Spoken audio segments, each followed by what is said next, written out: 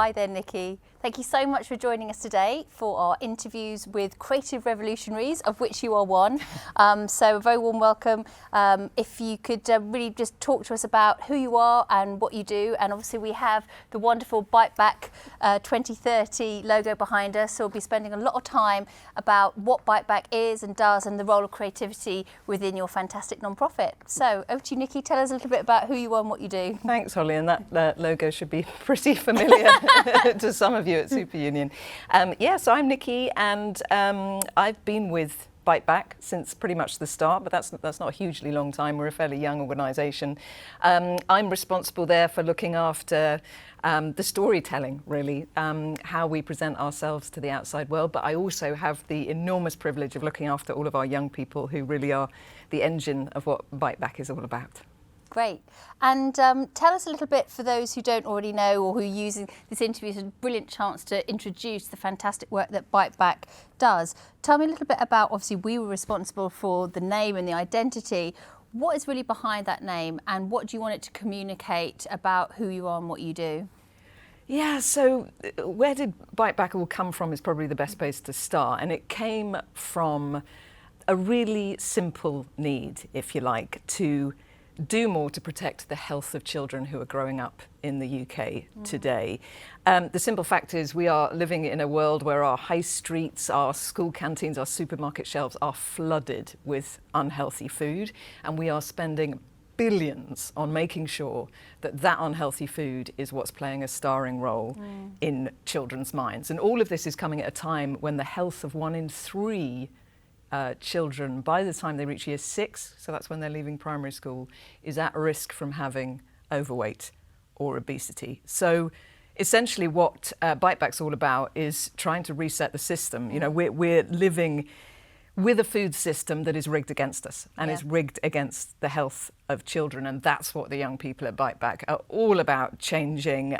They want to see that system redesigned with child health right at the heart of it.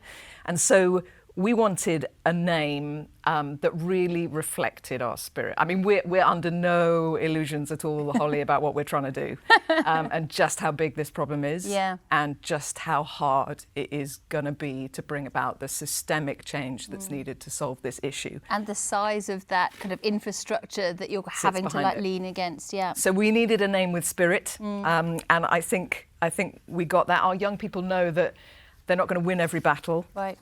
They've got this lovely saying that they use: setbacks don't set us back.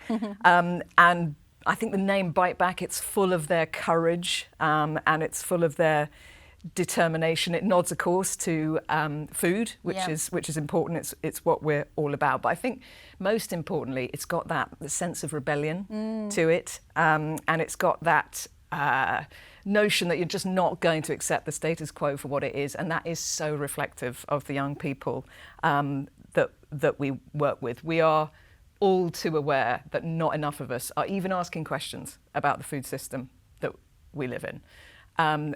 Most of us don't know that 10 companies control 90% of what we buy. 10 companies, 90%. And the worth of those companies is equivalent to the GDPs of small nations.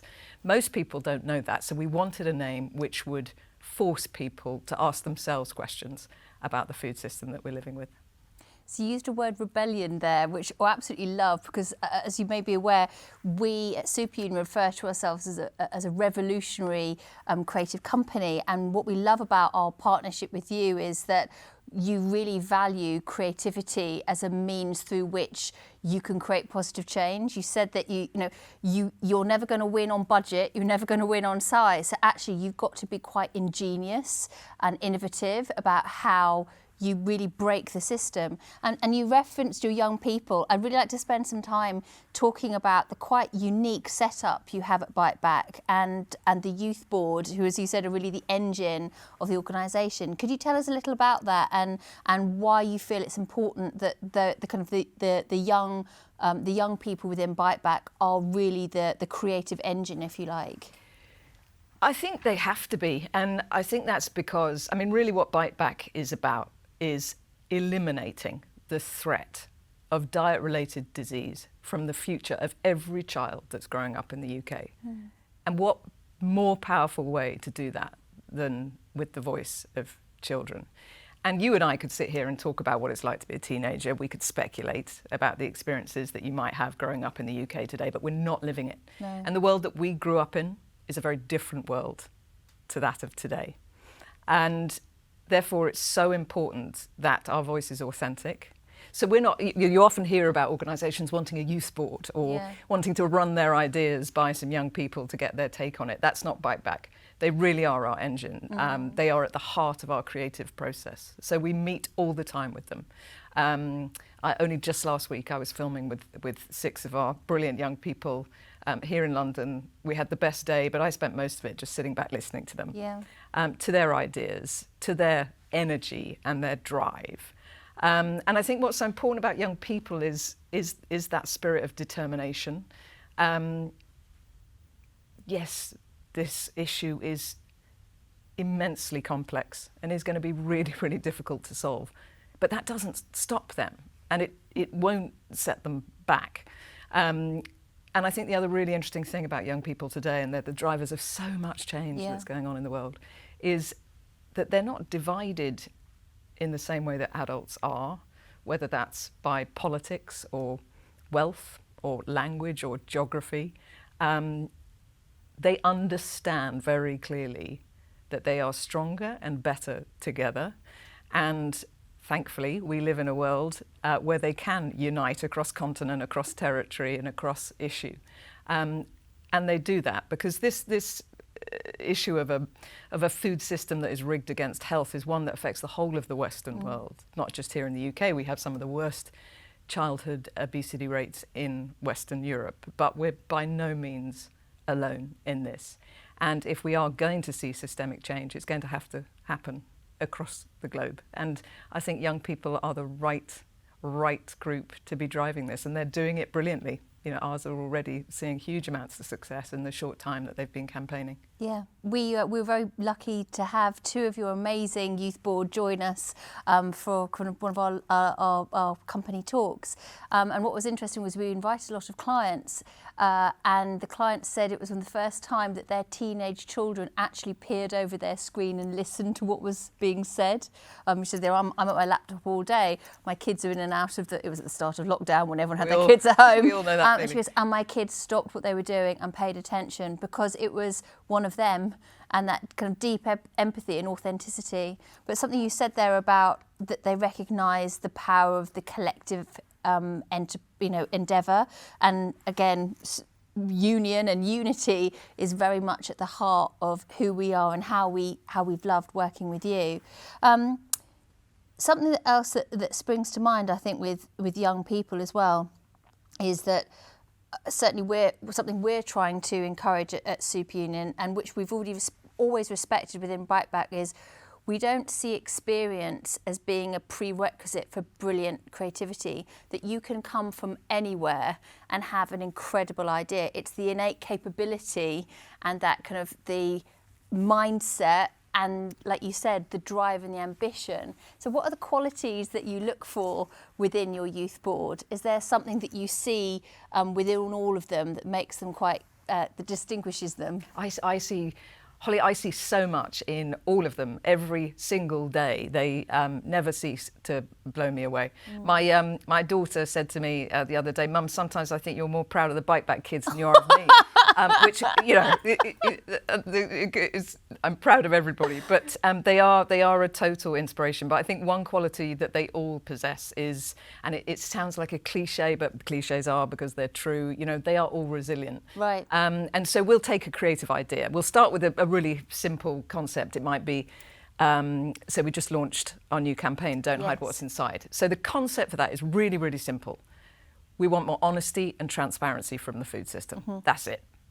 That's the concept. So how do we treat that creatively? And we'll come to an idea and we'll effectively tick a box. But then we refuse to stop there, and we will push and push and push that idea and stretch it way beyond the box that it might have originated in until we come to something that we know is really, really special. And I actually worked with our young people on our values framework. Yeah. And they were really keen that our creative vision sat at the heart of our values. So one of our values it's a great young person value, is fresh. Right. And by that they mean constantly exploring new ways of thinking, constantly driving change, and committed to staying surprising. And I think that is what sets Bite Back apart a little bit, because we push and push and push that idea until you get somewhere that is a little unexpected and surprising. Yeah. We're kind of unique and unexpected in the world of charity and NGO. Yeah. And we're all really proud of that. And that's a really deliberate decision that we've made. We want to stand out. That is so interesting, because I'm mentally trying to think of another brand who has fresh within their values. Even that choice of word and language. I mean, if I had £1 for every time I've seen innovative. We started there, but we pushed and we pushed and we pushed. Exactly. We didn't want to fit that mold. But also language that's their own. Yeah, absolutely. I love that. So important. And that again is Bite Back. You know, we're not ticking a box with our young people. This is about the adults in Bite Back exist to give young people a platform for their voices, but also to convene those in power to ensure that those voices are being heard. Because the number one thing any young person in the UK will tell you is that they don't feel heard, they don't feel listened to, right. and they don't always feel valued because they don't have the vote. So it's really, really important that organisations like Bite Back exist, where that voice is genuinely valued and championed. And your latest campaign, which you referenced, is its creative idea is quite edgy, if you like, and the fact that you are using that device of well-known mascots, having almost a existential therapy session where they're talking about actually all the things they wish they could have confessed earlier. So that, I think that's quite courageous, and you're not afraid to make enemies. Is that something that was a conscious, are you prepared for that fight? Is that something that you wanted as a response to this work? That's really interesting, because actually we don't want to make enemies. No. We believe that everyone is part of the solution. This is a huge problem. We're not going to solve it unless the huge players that are part of it join us in trying to fix it. So yeah, Mascots Anonymous is a really, really interesting one. And again, we took a simple concept. And if you think about it, we've got the health of 1 in 3 primary age children at risk from diet-related diseases. And yet we live in a world where nobody really questions creating these warm, cuddly characters, these piggies, these penguins, whatever they might be, to target small children with high-fat, salt, sugar food. Yeah. It's crazy. Yeah. It's a nuts world. And actually, going back to that point about where our creativity comes from, in some ways, just how ridiculous some of these tactics are is what makes our job a little easier than it should be. Yeah. So for decades now, fast food companies have been, and they are brilliant. We are up against some of the most brilliant best marketeers in the world. Yeah. minds and teams in the world. We're under no illusions about that either. I mean, God, we love these brands. We love them. And we love the personality that they create behind them. So we thought, right, let's use some of that brilliance for our own ends. So yeah, Mascots Anonymous is a really darkly comedic take on this tactic. And it explores what happens when all those lovely, cuddly, slightly bonkers mascots start to come to terms with the damage they've done and for the role they've played. And we show very clearly that that role was to sell an illusion to children. And in the worst cases, to sell lies to children that will go on to affect their health. And all of this matters, Holly, because, you know, every single one of us knows someone, loves someone who has been hurt or affected by diet-related disease. It's an entirely man-made issue. Yeah. We have designed this system.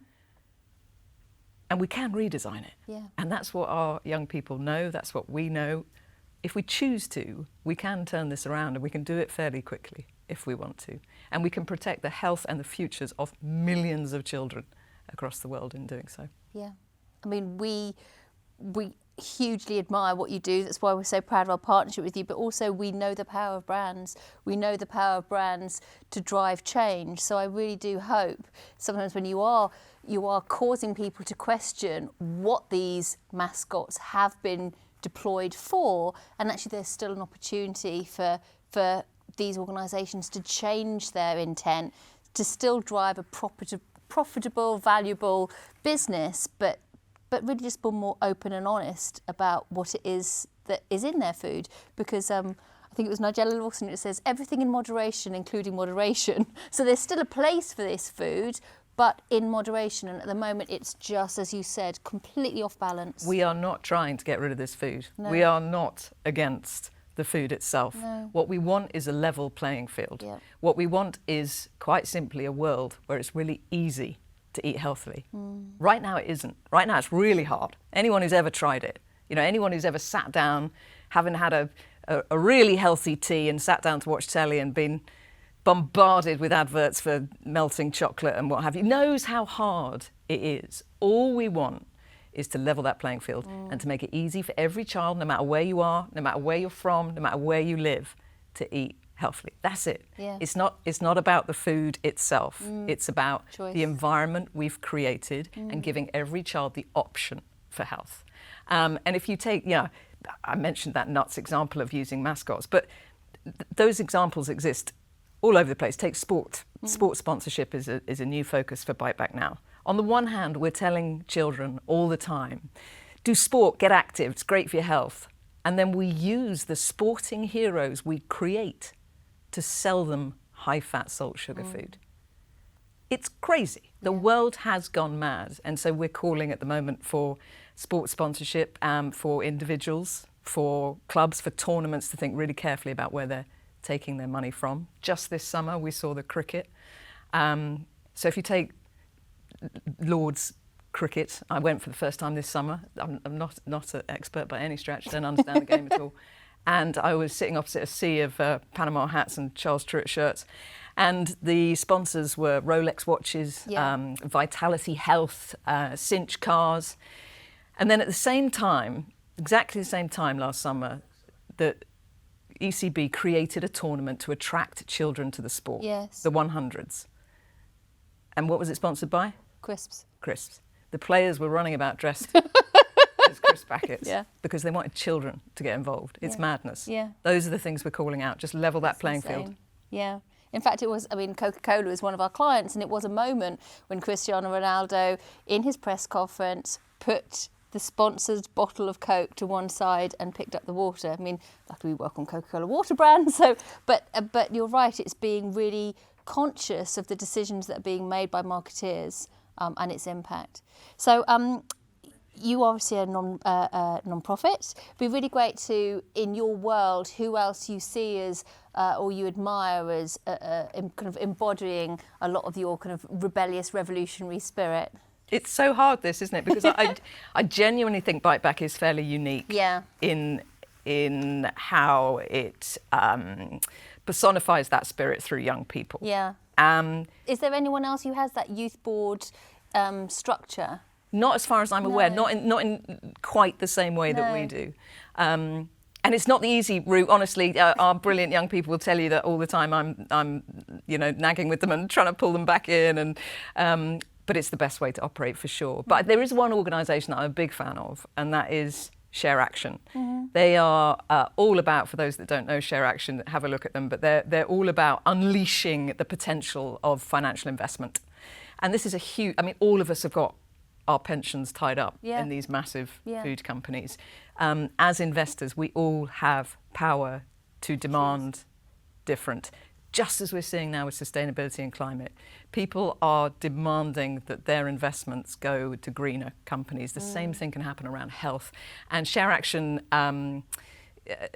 focus on a whole host of causes, but health is one of them. And they really get health. They get that it matters to you and I, to people, to individuals, but that health matters to the resilience of our society, but also to the economic prosperity of it as well. So, and they do really cool, rebellious things, like they'll take over shareholder meetings and ask really punchy questions of CEOs. I love their spirit and I love what they stand for. Yeah.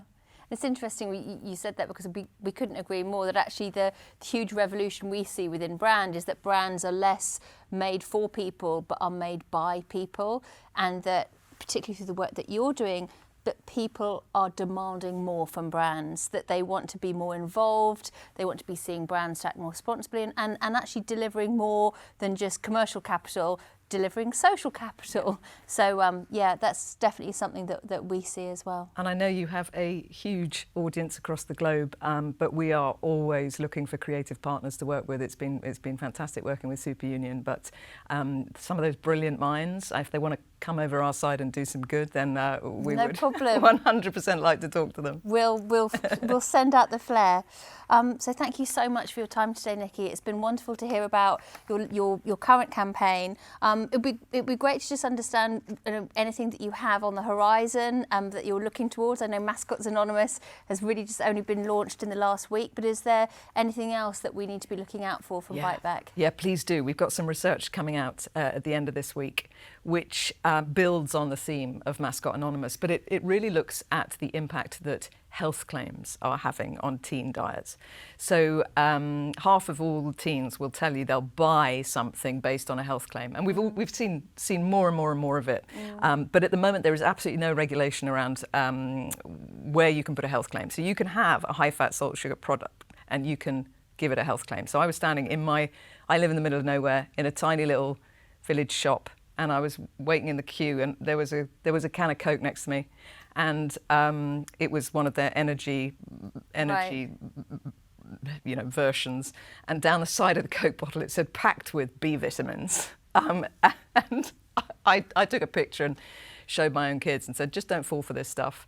But it is wrong that you can create a Mars bar and cover it in the word protein, so that teens will buy it not only thinking that it's okay or good for them, but that it can be eaten in larger quantities than it should.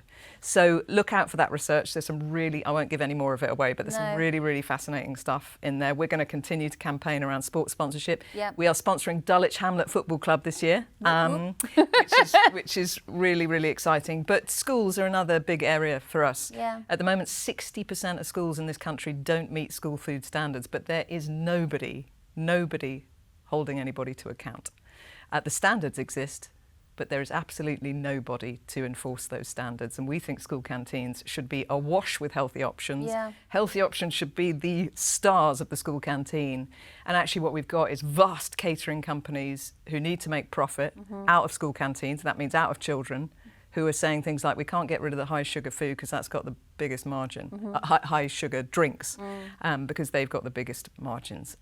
So we want to see a revolution in school food as well. There's so much more that can be done in that space. As I say, principle isn't a principle until it costs you money. So it's got to see how deep those principles run in those companies. So thank you so much, Nicki. Thank you. It's been a real privilege to have you in our inaugural series of interviews. So thank you so much. Thanks, Holly.